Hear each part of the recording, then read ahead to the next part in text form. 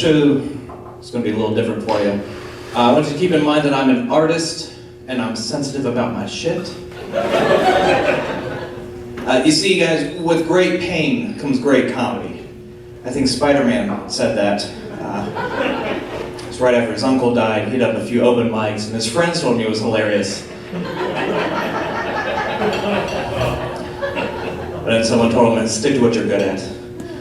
Walls. You can stick to walls really well. What I'm trying to say is, guys, the parts you laugh at tonight are the comedy. The parts you don't are the art. Start off a little bit about myself. It's good to be back here in Dayton. I'm from here originally. Yeah, that's fine. That's how I felt too. But I moved down to Cincinnati. It's where I've been living now, and it's a lot different. You wouldn't think so, but like Cincinnati's actually that much closer to Kentucky, so there's some noticeable differences. We have the most entertaining homeless people in Cincinnati. There's a guy in my neighborhood who break dances for tips. What he does is he lays out the cardboard, busts a move, rebuilds the box, and then lives in it. He's really good too. You should see him tear the roof off that sucker. Holy cow. I tried to make it rain, but all I had were the gold dollar coins, so it just looked like Super Mario fell in some hard times.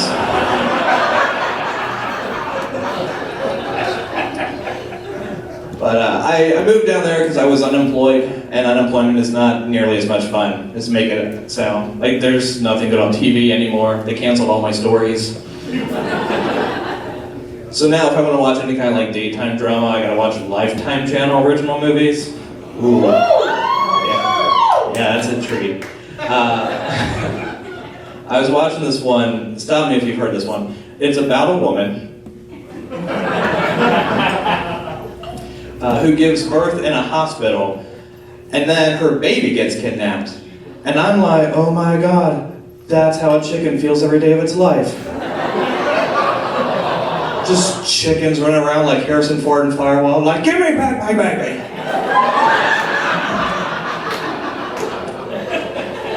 And you can't give a chicken a fake baby like they did to Angelina Jolie and Changeling, because then you get the weirdest episode of Maury Povich ever.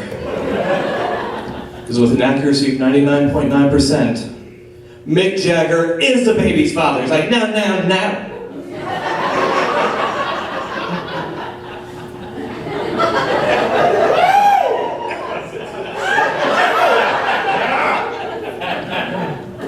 I'm afraid that all the kids think Mick Jagger and Steven Tyler are the same person. That's one of my big fears.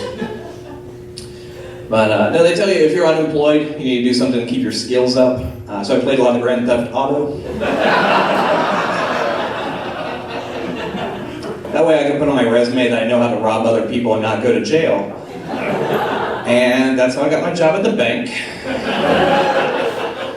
Where I would spend all day telling people no, I'm sorry, you can't take out a flex line on your rental property to pay off the mortgage in the first lien position, but you can take out a home equity loan on your property to pay off that, and then refinance your rental property to pay off the home equity loan you just took out. And I don't even know what that means. But I'm pretty sure that's why people were breakdancing in my neighborhood.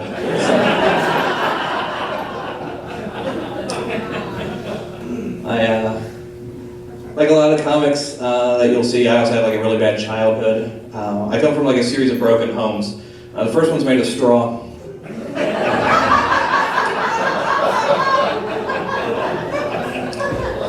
The second one's made of twigs. And my childhood wasn't hard because my dad wasn't there. It's hard because my dad isn't all there. My dad actually has a high-functioning form of autism called Asperger's, which sounds like what you get from a gay McDonald's. Like 2 all-beef patties, special sauce, lettuce, AIDS. And, oh, too soon, we miss you, Greg Louganis. So if you, growing up with my dad, I had to learn all of his tics where he walks around on his toes a lot, and I'd go over a box of toothpicks and be like, 97. But he can never tell me that he loves me. And that's why I do stand-up, folks. I get on stage and work out my daddy issues. I mean, it was either this or become the saddest stripper in history. Do you guys really want to see me dancing in a cage? To Sarah McLachlan. In the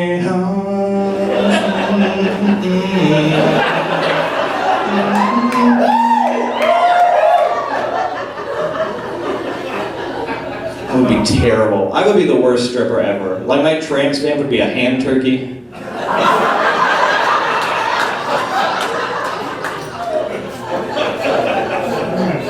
I'd have to dance to pour some Splenda on me. Try not to have the sugar from, diabetes. A fun fact though, diabetes, originally created by vampires to make poor people taste like Kool-Aid.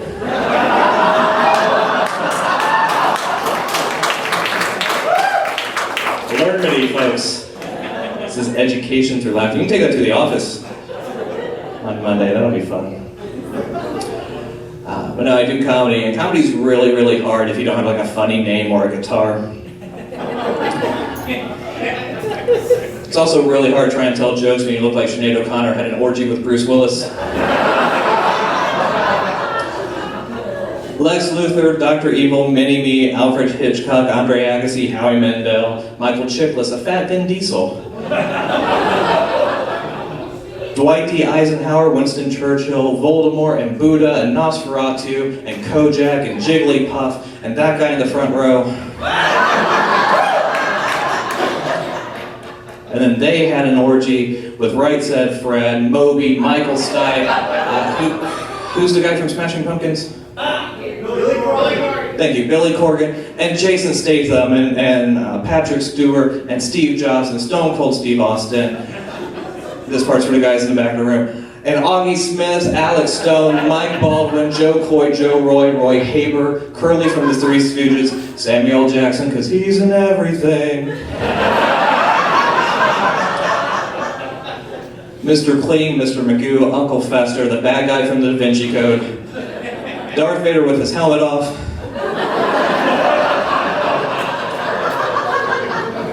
the door guy,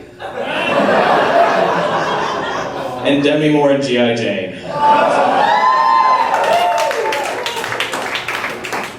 Really hard we don't have that joke. I'm also supposed to talk to you guys about things that you can relate to, like how men and women are different. And that's really going to be hard for me because I'm gay, and I don't know anything about women. Like, do they get pregnant when you push them up the stairs? Is that how that works?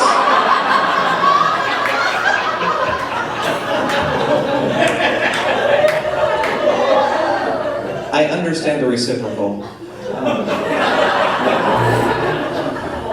And I know, you guys probably didn't know this, it is actually such a treat to be here for you guys, because you are being entertained by the Midwest's premier gay comic tonight. I am the Johnny Bench of butt sex. Alright. Hall of Fame catcher.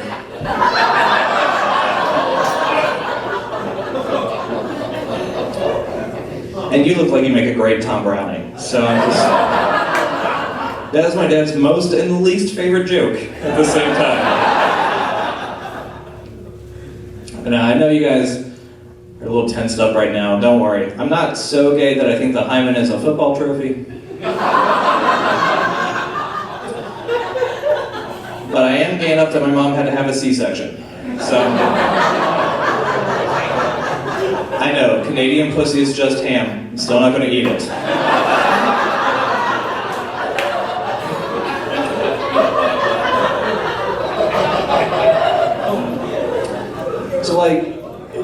So I get behind all the gay issues, right? Like, I support civil unions. I think gay couples should be allowed to adopt a highway.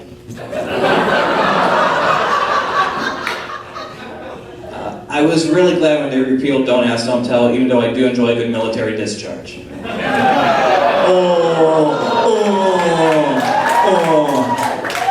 Why are you booing? I supported the troops. What'd you do, buy a Toby Keith album? You know, like the one thing that I can't get behind, besides a woman, am I right? This guy knows what I'm talking about. Put down the donut, officer. No, guys. The one thing I can't get behind, though, are the way that we're fighting for gay rights, because really there's no one fighting for gay rights out there. Like, we don't have a Martin Luther King. We don't have a Fagnito preaching homo superiority.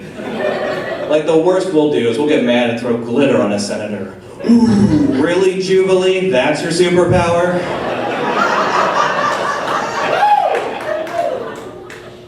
And then, like, our civil rights marches, or we block off downtown traffic on a Saturday afternoon, so a 400-pound guy in a rainbow thong and body glitter can be like, your son will come out tomorrow in a sequin dress, leather boa.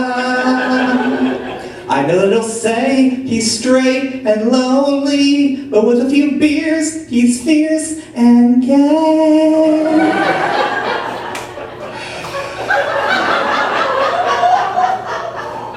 We get it, you're gay. You might have been born gay, but you chose to be that fucking gay.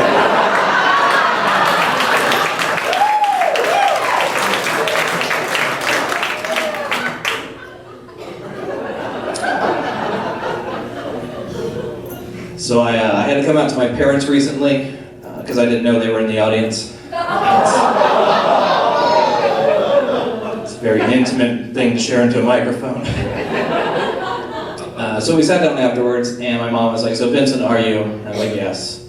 She's like, I thought so, but I wasn't sure, because I haven't seen you with anybody. I'm like, well, now you're just being mean about it. Like, I've been single for so long, I've scheduled a colonoscopy. I got it on Craigslist. It was a good deal. You can't have a big deal. But no, like when you're single though, like friends want to like always give you dating advice and stuff, and I understand why I'm single. It's because I'm not crazy. And then you guys go, oh, what does that mean? How many of you have exes? Yeah. How many of those exes are crazy? Right, how many of you are probably that crazy ex too? Yeah. See, I'm not like a normal, unstable molecule that just has to bond with someone to be perfect. I'm a noble gas. But my friends, though, they think they've got it figured out, and they tell me that I'm single because I want it too bad. And if I stop wanting it, then that's when I'll get it, like it's a cable bill or something. If they're right, though, that's completely the problem. Because, like, I will never stop loving my ex-boyfriend. Like, I thought he was going to be the one, and that didn't work out. I still have his number in my phone. I have a tube sock with his picture on it.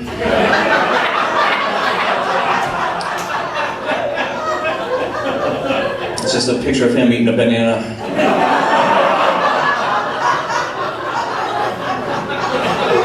That's how I like to remember him. It'd been about like 6 years since I saw him, and I finally got brave and I called him. He came to one of my shows. He got fat too, so that made me feel a little better about myself. And then I got to meet his girlfriend. She was fat too, so that made me feel better about myself. And I expected to see him with another guy, just not the Lord, you know? So after the show, we went out, started getting some drinks, we were reconnecting. Turns out, like, he was still the boy I loved, but just not the man that I had hoped he had been. And his girlfriend got drunk and he had to leave. And as we were saying goodbye, he was like, oh, it's really hard for me to talk about my feelings. And I'm like, fuck your feelings, you're a dude. That's not how this works. Like, I went gay because I like to blow jobs in video games. And now he's got crying and bleeding and ugh.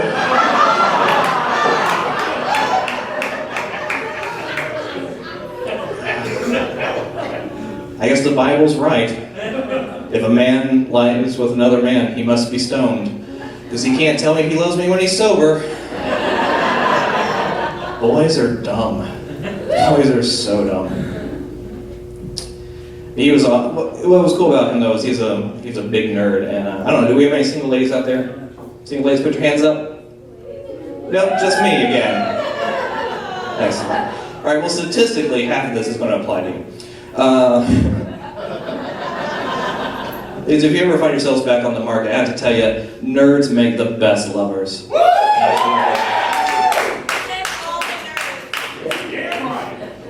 So you know that if you want to be treated like a princess, you got to find a guy who thinks he's an elf wizard. You need a guy whose idea of cheating is up, up, down, down, left, right, BA, select, starts. And if you're bisexual, there's always Aquaman.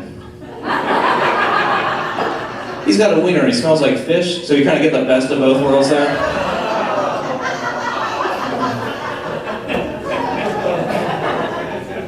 And I understand like why Aquaman's a hero, he's got powers and stuff. I don't get why Batman is a superhero. Like he's just a billionaire whose only power is white privilege. And you know he's gonna get into some freaky stuff too. Like he probably uses his utility belt to like bat choke himself when he's masturbating.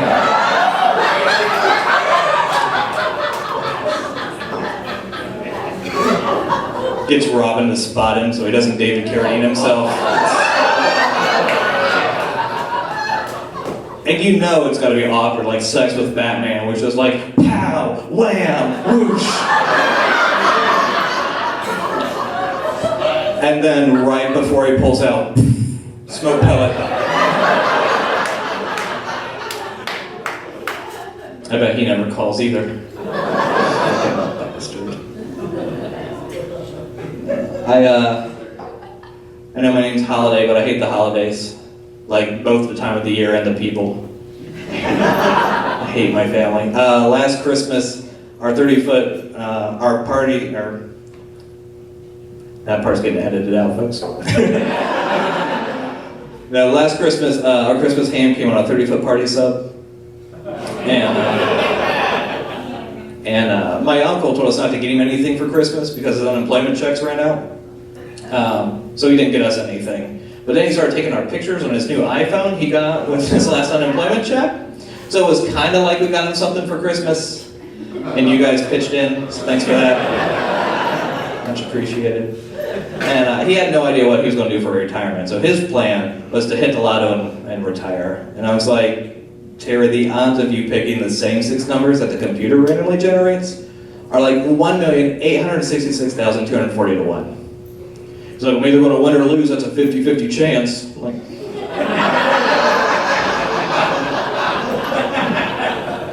I don't think that's how math works, Terry. Math is the universal language, but you are not speaking it. And I actually had a pretty good Christmas, though. Big technophile. My parents actually got me a Kindle because they know I love books. But what they didn't realize is that the Kindle's probably going to destroy books as we know them. Like, it's cool when I move now, because my entire library is on a tablet, but there's certain things that you can't download, like that smug sense of superiority you get from sipping a $7 latte, or the irony of finding Wealth of Nations in the clearance bin. Like even the word Kindle means to burn. Like, how cocky do you have to be to name your products after what you want to do to your competition? So like the first book that I downloaded on my device designed to destroy other books was Fahrenheit 451. And then I also ended up getting a Juju pet. They're like little robot gerbils. Yeah. Well, I figure it'll last longer than the real ones. Right? You know, my butt is like the Auschwitz for gerbils, guys. It's more like a Dutch oven, though.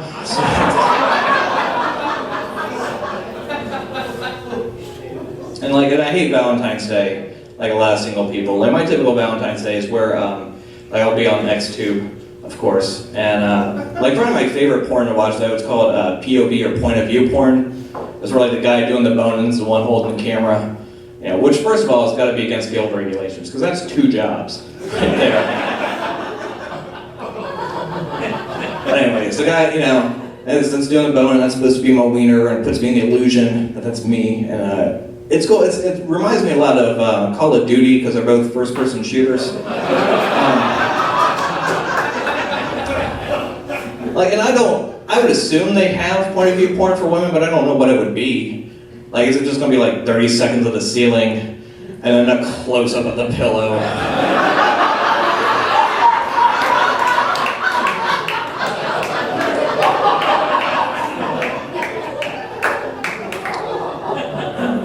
Or is it just a really shaky version of a Lifetime movie? Like, I don't know how you see things.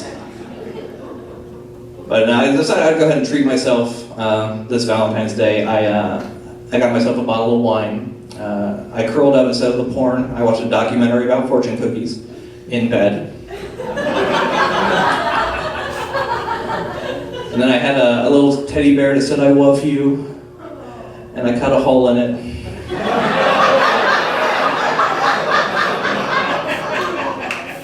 I just found it sitting in the shower the next morning crying.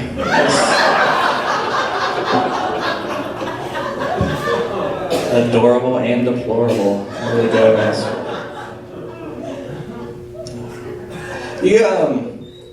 Okay, have you guys like ever asked someone like, "Hey, how's it going?" And they're like, "Nothing." And you get like real confused because you're pretty sure that's not the answer to that question. Yeah, that's how I feel about creationism.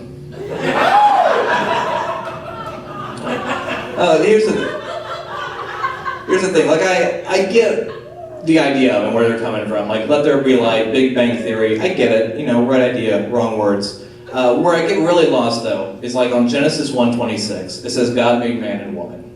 But then later on in Genesis 2, there's Adam, just frustrated that he can't suck his own dick. So God has one of his ribs removed. And when that doesn't work,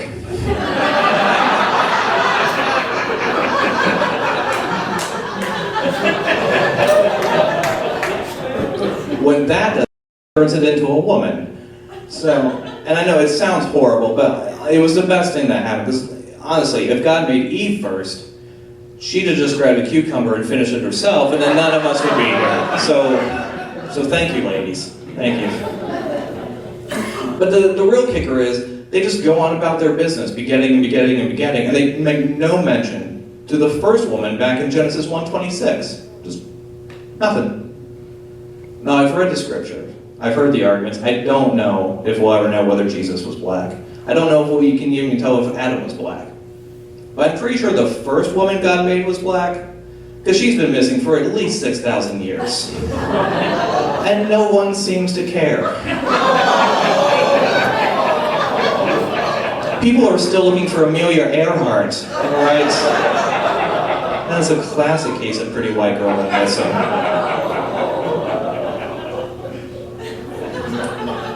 All right, maybe we'll try politics. That seems safe, right? See, here's the thing. I don't like the Republicans. I don't like the Democrats. I think they're both stupid. I'm ready for real change coming up. So for 2016, I'm just going to vote for a cat for president.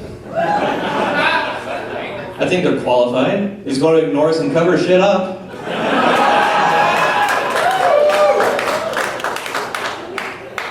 And we already got the campaign posters made. America, hang in there. Chairman Meow, 2016. Here we go. Now, if anything, I would probably vote for my cat for president. Her name is Margarita Sanchez. Yeah, I named my cat after my third favorite sexual maneuver. It's where you put your dick in the margarita and wipe it and salt the rim. Okay. But yeah, so I named her after my third favorite sexual maneuver because I didn't think the Boston Strangler and the Challenger Explosion sounded like good cat names. So, and I love cats and a lot. I love all animals, but cats in particular. And I get real mad when I see people just abusing them. Like I hate seeing a black cat named Midnight or a calico cat named Patches. Because I thought we got to the point where we could name cats based on the content of their character and not the color of their fur. And I hate when people will just yell at cats and spray them with water, because that's what the 1960s were like. And that cat could be president someday.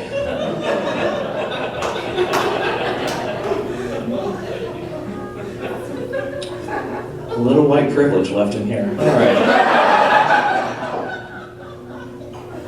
Prejudice, let's talk about it. A lot of people think that it'll go away if we stop talking about it. I'm pretty sure that only works with the Kardashians. So why don't we try that, guys?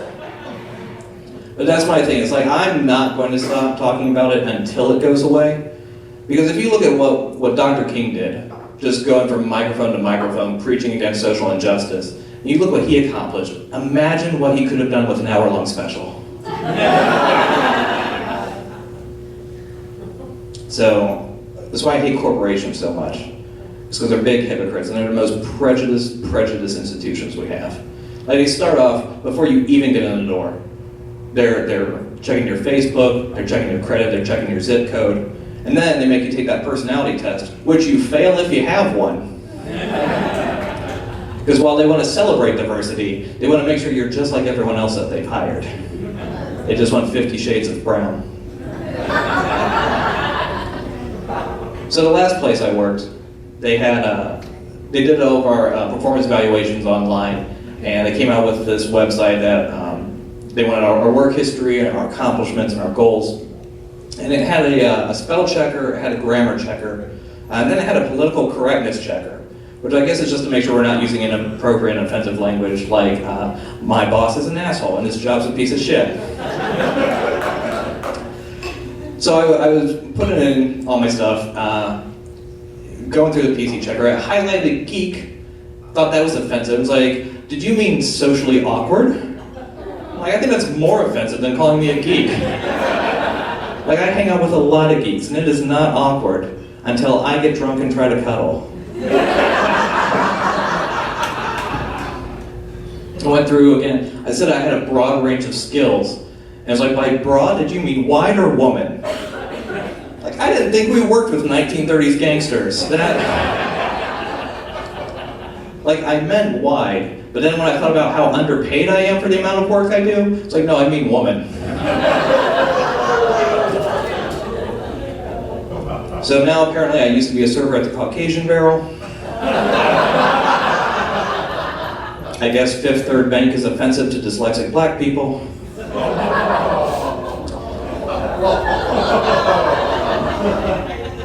And then it highlighted my boss, Dave Gaylor. It highlighted the word gay, but then it offered no suggestions for it at all. It was like talking to my parents again. It's like, gay? What's this? I don't know what it is, but I'm not having it here. And that's the kind of homophobia that I deal with, like, all the time. Like, constant, I hear the silly little jokes and shit like that. I have, like, an African-American boss of mine come up and tell me that he's cool with me as a person, he just doesn't agree with my lifestyle choice. And I was like, yeah, you're so right. My life would have been a lot easier if I chose to be black.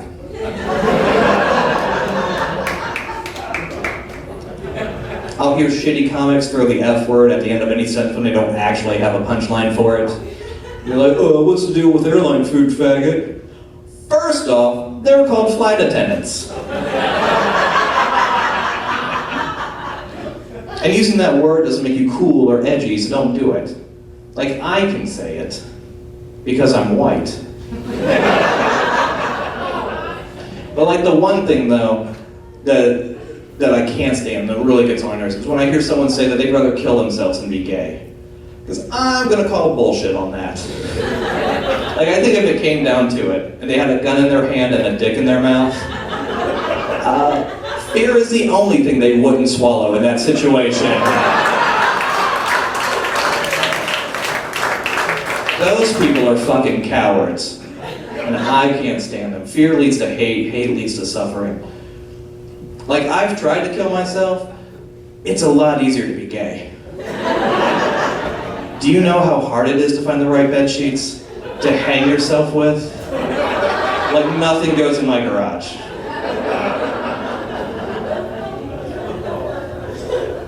Alright, so I can see I lost you guys there a little bit. A little too artsy, too much art. Alright. There's some texting going on in the back. A lot of guys will get mad that I don't care. I just pretend you're tweeting my punchlines like a new episode of Glee.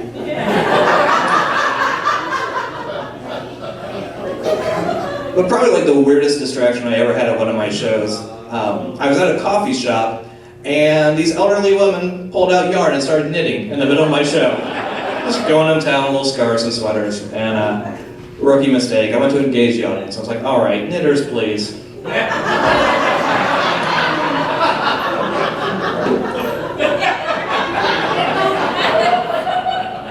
And they were really upset with me. Like, I didn't mean any offense by it. Like, all right, my grandma crochets, and she doesn't like knitters. But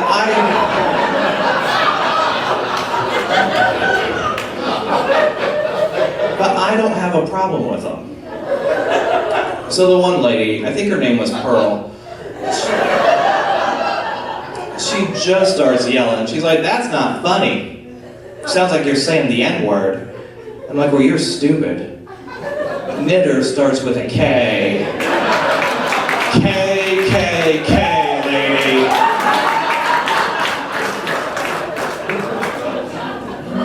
My grandma hates that joke. I wish you guys could meet her. She is such a treasure. Because I don't know where she's buried.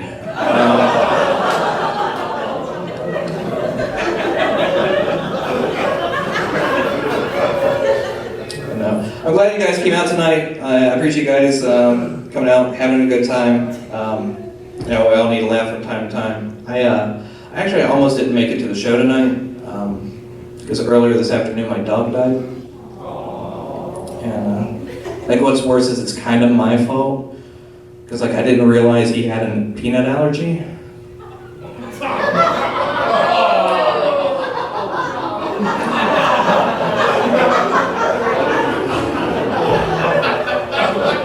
But at least he died doing something that I love. And that's what really matters, everybody. Guys, that's my time. I'm Vincent Holiday.